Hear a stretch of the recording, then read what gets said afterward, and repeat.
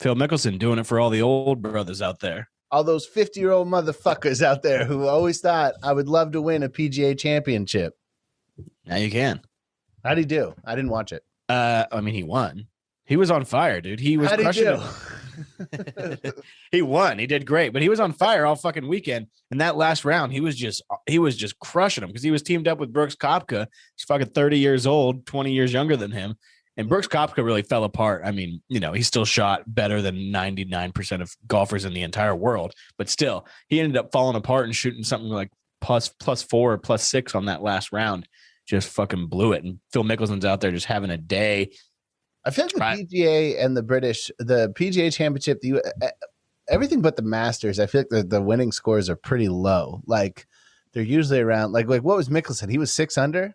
I think PGA Championship leaderboard. I think he shot 6 under. Yeah, his final round. That's not like crazy impressive. So that must have been a tough fucking course. Where was it? Ocean course in Hawaii. It would seem based on Kiowa Island. Am I wrong? Shit in Hawaii? Kiowa Island. Where the fuck is this bitch ass thing at? Can you imagine going to Hawaii and making millions of dollars? Yeah, that was. Where is this shit at? It's not giving me. Oh, this shit's near Charleston. Sorry, that's the opposite of Hawaii. Charleston, South Carolina. Yep. Dude, you personally, I promise you would love Charleston, South Carolina. Yeah, it always seems really nice. It seems like a white trash beach. No, it's not necessarily white trash. It's actually a little nicer than that. It's like a nice old-timey Southern town, which the word nice is subjective. I bet there's certain people who hear old-timey Southern and they're like, actually, that doesn't sound nice. But I think for a man of your interests who likes, a beer, likes, a cobblestone horse-drawn. You like horse-drawn carriages? You would love that, right? I would love a horse-drawn carriage. Yeah, they got that. They got weeping willows all over the place, old-timey above-ground cemeteries. It's kind of like Savannah, Georgia. It's really nice. Yeah. So you're saying it's great places for people like me, white trash people who love tourist activities. But like, it's like, remember how we always laughed at that song, that George Strait song about their honeymoon being in Frisco Bay, Texas. Yeah, Charleston is like that. Yeah, where it's like, it's not white trash, but white trash people go there to be big spenders. Yeah.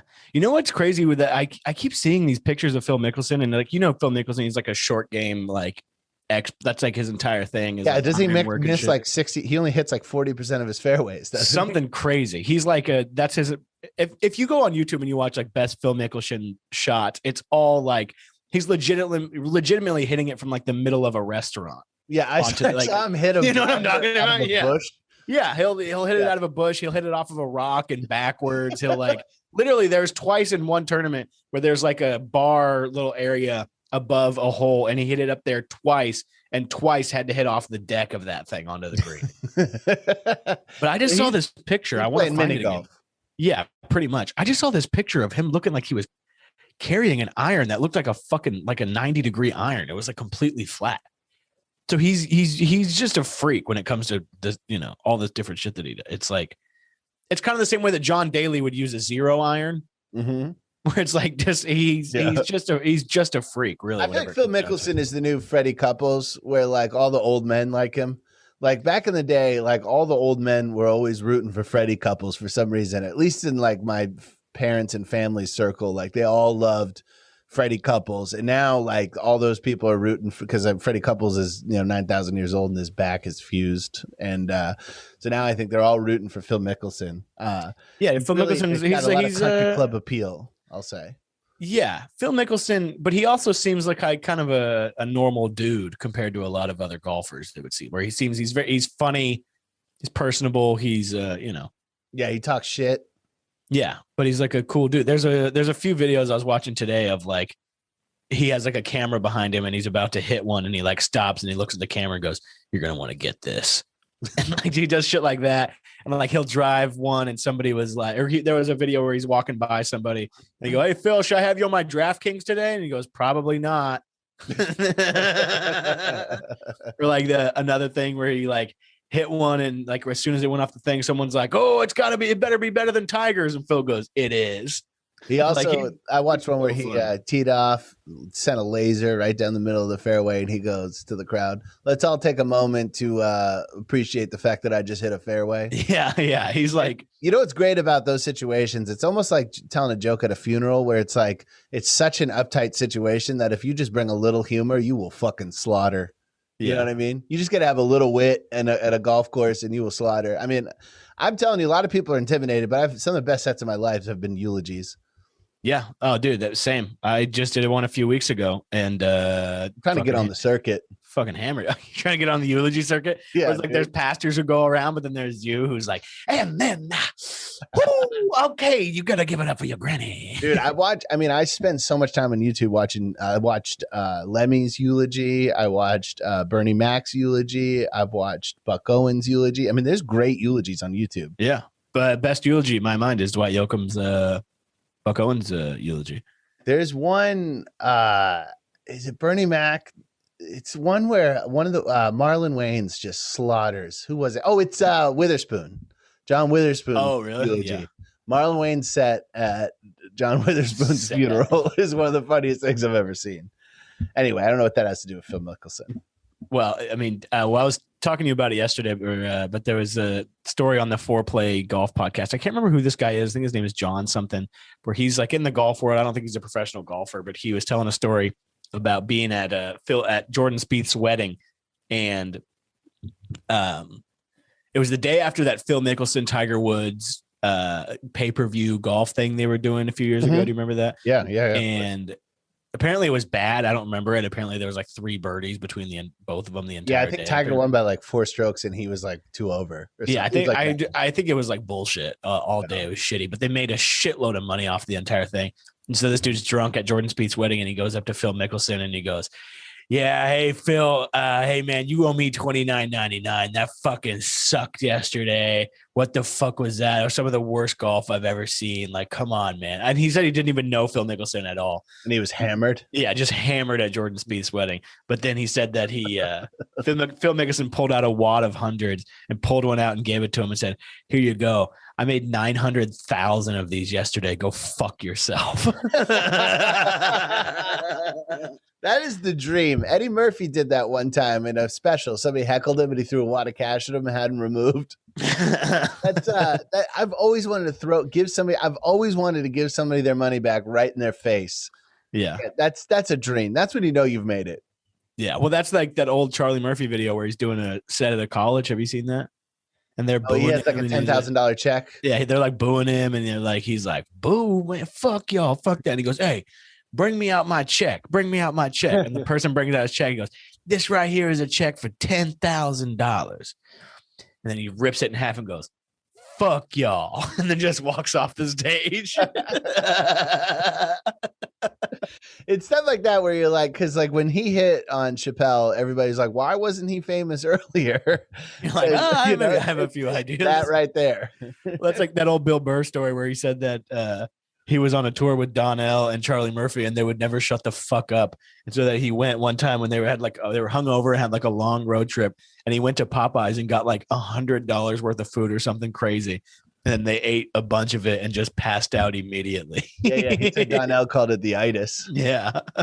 Well, there was a word attached to the itis. That's for another podcast. That's for another person to say. Oh man. All right, dude. Well, were you stoked on? Were you watching that? Were you glued to your TV? I was. Okay, so this is crazy because just a few weeks ago, I was talking to you or I was talking to somebody else about like where Phil Mickelson stands. And like, I think it was whenever we were talking about Albert Pujols, Miguel Cabrera kind of like being on their way out. Mm-hmm. And I was like, where does Phil Mickelson kind of stand in this whole thing? Because he's been playing fine, been like whatever, like nothing crazy. Yeah. He was in the Masters the first 2 rounds and then he dropped off. Yeah. And it's like, he's been playing fine. I was like, I wonder where he stands right now and like what's going on. But then, so after the first day, whenever he was up, I was like, oh, good for Phil. He had a great first round. And then that second day he was still up. And I was like, damn, fucking A, Phil's still up. And then the third day, because they play 4 rounds, right? Yes. Yeah. So after that fourth round, after the third round, I was like, Jesus Christ, is Phil going to do it? So I watched pretty much that entire 18 on Sunday, and he was on fire, dude. He literally he had like a few missteps, nothing crazy, but like I said, he was out driving Brooks Koepka like multiple times. He drove one 366, 324 in the air. I want to know. I want to look up the rankings of that Lee Oosthuizen guy from South Africa, because whenever I play fantasy golf, he's such a good play. He ended up being towards the top of that thing, I think, because I feel like he never wins, but he's yeah, like I always... think he might have ended up getting second place because I think that Brooks Koepka dropped down quite a bit because he just started fucking blowing it. What's his name? I had it right here. Yeah, Oostenhuizen he got second. He got second. Yeah, he got second, -4. We tied for. Oh no, he ended up. Yeah, I mean Phil Mickelson, even in the he was on fire in that last round, but I thought he finished 2 over or something. In the last round, he finished +1, but he was like the last few holes, he was kind of just doing damage control and like kind of trying his best to not blow it. You know what I'm saying? Brooks Koepka got second place. Tied for second. Yeah, but still, that's not falling off. I thought he was a lot farther down, and I thought he did a lot worse in that last round. But maybe it's just because Phil was playing a very low risk like style of golf compared to what he usually plays, and he was like kind of damage control. There was a few things where he kind of just like usually he would try to like hit it off a tree and around a corner and like fucking hit it off of a person into their body and have them run up to the hole and spit it in. Yeah, but he like kind of just played it pretty straight. Happy Gilmore. Yeah, literally. That's usually crashes into the tower. Yeah. And it was fun to watch. And I love Phil Mickelson. He's a G, dude. Yeah. I can't wait for Tiger to come back. I hope Tiger comes back in like a fucking RoboCop suit. Yeah. That'll be interesting. But people are saying that Phil Mickelson was using like either a new driver or like a new, completely like brand new set of clubs this weekend that is like legit. But apparently there was some drama. Brooks Koepka and Bryson DeChambeau. Did you see any of that? No. There's let me see if I can pull that up. I knew Mickelson was winning because I had 3 missed calls from my father. Is your father a big Mickelson guy? Yeah, he loves him. Dude, he's obsessed with him. Yeah. Yeah. So Brooks Koepka and Bryson. Do you know well, I mean, it's kind of a lot to explain. Yeah. Do you know DeChambeau at all? I mean, not personally, but I'm aware. But he's a very funny dude, and he's like has got like big personality. He's like longest drives on the thing. He's that dude that a few weeks ago at a tournament thought he missed the cut, but then the wind picked up big time or something, so he flew home and then had to fly back. he just like was pissed off and he thought he missed the cut, so he just bounced. But there was apparently him and Brooks Koepka and Bryson DeChambeau have this like long running beef going on, and Bryson DeChambeau like during the middle of a Brooks Koepka interview at the end kind of walked like kind of directly behind him talking loud and like was like scraping his spikes really loud, and Brooks Koepka just like it's like rolls his eyes and he's like, sorry, I don't even know where we were. But it's kind of shitty on the TV people's part because like, oh dude, don't. He's like, oh, don't worry, we'll spike it, but we're gonna have fun watching that in the video village thing like at the end of this. Yeah. Well, let's see him in the ring. Let's move on to baseball because clearly neither of us really know anything about golf. No, I'm really good at it. That's my only thing. I should be out there. Yeah.